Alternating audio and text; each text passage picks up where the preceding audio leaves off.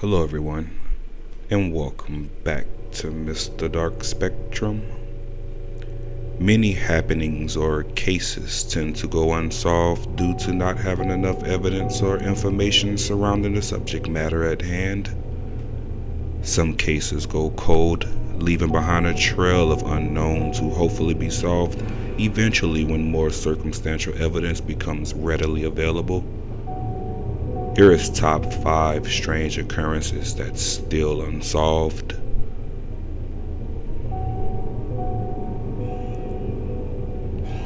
Number 5.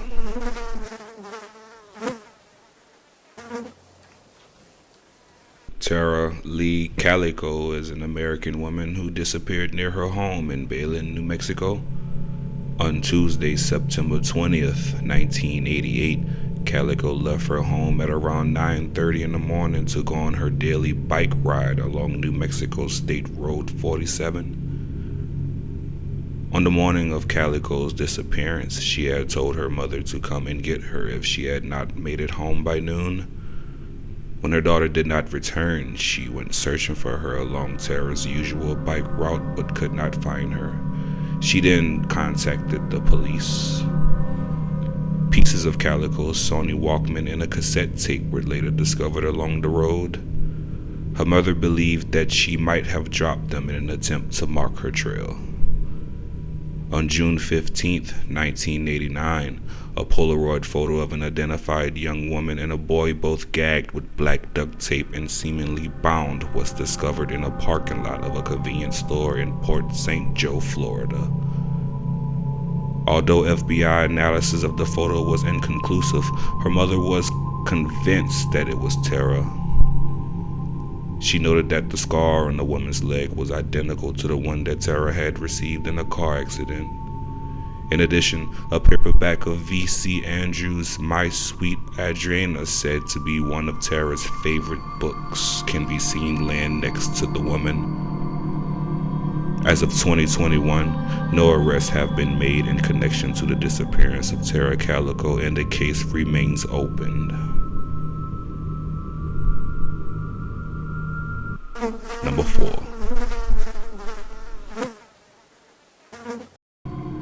The definition of reincarnation is when a soul is believed to have been reborn or placed in a new body. While some people might not agree with this theory, the case of the Bolek Sisters seems to defy all logic. In May 1957, in the small town of Hexman in England, 11-year-old Jonah Pollock and her younger sister, 6-year-old Jacqueline, were on their way to church with their friend when they were struck by an erratic driver. The two young sisters were killed instantly. The friend, Anthony, just 9 years old, died en route to the hospital. It was later discovered that the driver, a local woman who was under the influence of drugs, intentionally hit the 3 children after being forcibly separated from her own kids. Florence Pollock, the girl's mother, would later give birth to twin girls on October 4th, 1958, even though Florence's doctor had predicted a single birth. The twins were named Gillian and Jennifer. While the twins were identical, the pair had different birthmarks, which is considered highly unusual. Florence and John also noticed that the twins had very similar personalities compared to their older sisters. For the first few years of the twins' life, Florence continued to reject John's suggestion that the pair had been reincarnated. However, after finding the twins talking about the car accident, she changed her mind. After they turned 5, the memories of their past lives faded and they went on to live normal lives. Number 3.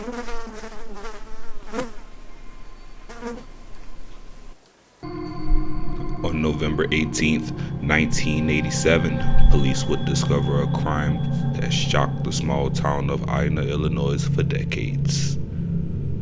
When Russell Keith Dardine failed to show up for work that day, his supervisor called both of his parents. Neither of them knew what could have happened to their son. Don Dardine Keith's father would call the Jefferson County Sheriff's Office and agreed to drive down to Ina with the house key and meet deputies at the home of his son and daughter-in-law. Ruby Eileen Dardine and her 3-year-old son Peter had been beaten to death with a baseball bat that had been given as a birthday present to Peter by his father earlier that year.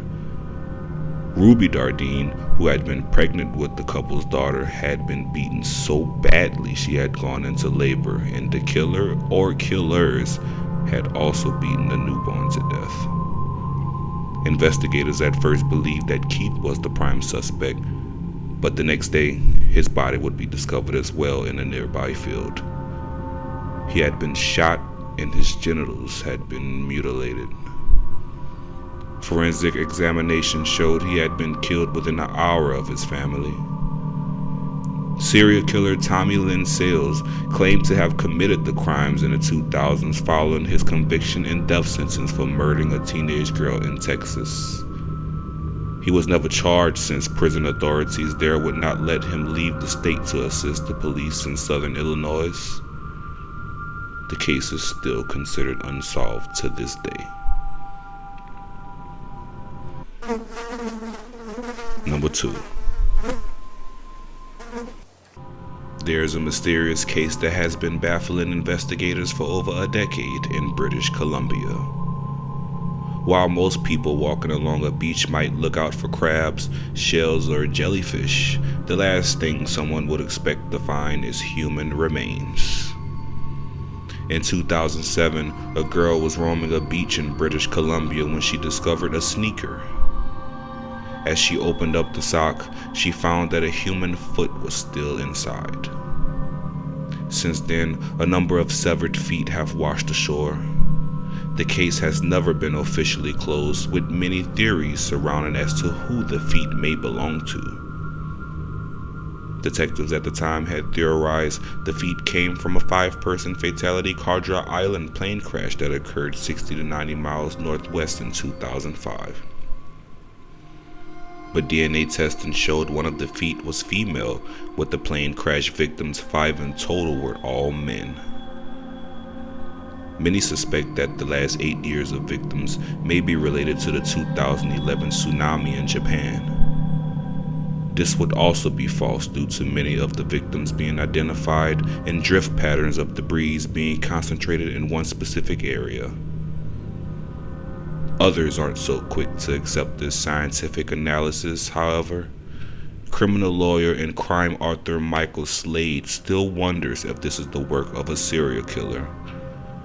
Quote, "We also have to consider that this could be a serial killer," end quote, he said.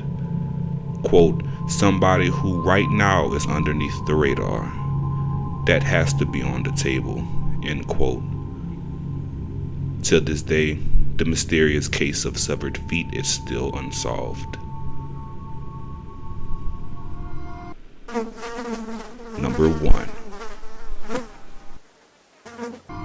The Boy in the Box is the name given to an unidentified murder victim whose naked, battered body was found in a bassinet box in the Fox Chase area of Philadelphia, Pennsylvania.